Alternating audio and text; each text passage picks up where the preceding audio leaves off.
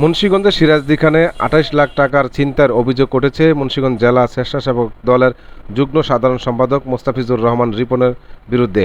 অপরদিকে অবৈধ মাটি কাটার প্রতিবাদ করার হামলার অভিযোগ তুলেছেন লতুবদী ইউনিয়ন পরিষদের ১ নং ওয়ার্ড ইউপি সদস্য শামসুদ্দিন খান খোকনের বিরুদ্ধে।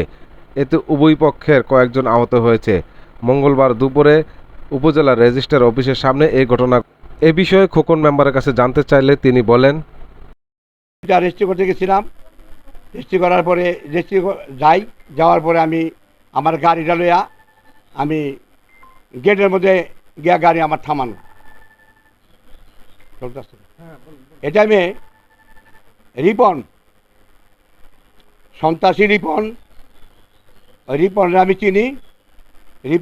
রিপনের লগে আরও ৭-৮ জন আমার গাড়ির সামনে দাঁড়ালো।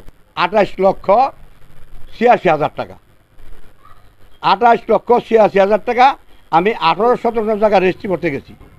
আমার দলিল বর্তমানে লেখা আছে ওখানে। হ্যাঁ, আমার এই লোক যাবে, ছবি লাগাইব, আমরা জমা দেব। কিন্তু এর আগেই মনে করেন যে এই যে আমার টাকার ব্যাগটা লইয়া আপনি অনেক সিসি ক্যামেরা আছে, সিসি ফুটটা দেখবেন। তারপর ২-৩ জনের নাম ওখানে বসে ওখানে গেছি, থানায় অভিযোগ করছি, আমি মৌখিকভাবে অভিযোগ করছি। ছিনতাইয়ের বিষয়ে মুন্সিগঞ্জ জেলা স্বেচ্ছাসেবক দলের যুগ্ম সাধারণ সম্পাদক মোস্তাফিজুর রহমান রিপনের কাছে জানতে চাইলে তিনি বলেন, রামকৃষ্ণদী কয়রাখোলা এই সাইড দিয়ে আওয়ামী লীগের দোসর জহির এবং ফোন নাম্বার এবং তারা দীর্ঘকাল এখানে মাটি বিক্রি করতেছে অবৈধভাবে। এটা আপনারা সোশ্যাল মিডিয়া সবাই জানেন। এর আগে প্রতিবাদ করতে গিয়ে আমার উপরে হামলা হয়েছিল।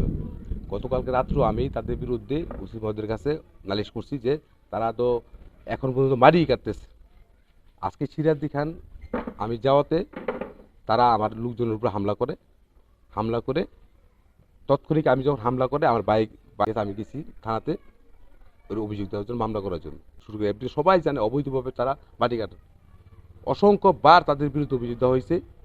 একমাত্র আমরা সোচ্চার বিদায় এখানে আপনার তারা আমার উপরে এই অতর্কিত হামলা আছে। আমার বাইক ছিল পাশে, আমার বাইকে তারা কুপিয়ে রাস্তাঘাটে ফেলাইছে গেছে। থানাতে গেছে, ওইখানে আমারও কিছু লোকজন গেছিল, ঠিক আছে।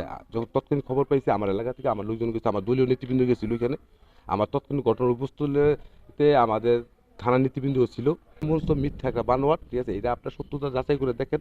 যদি এরকম কোনো ঘটনা ঘটে এখানে, বাংলাদেশের আইনের সর্বোচ্চ যে শাস্তি হবে আমি মাথা পেতে দেব।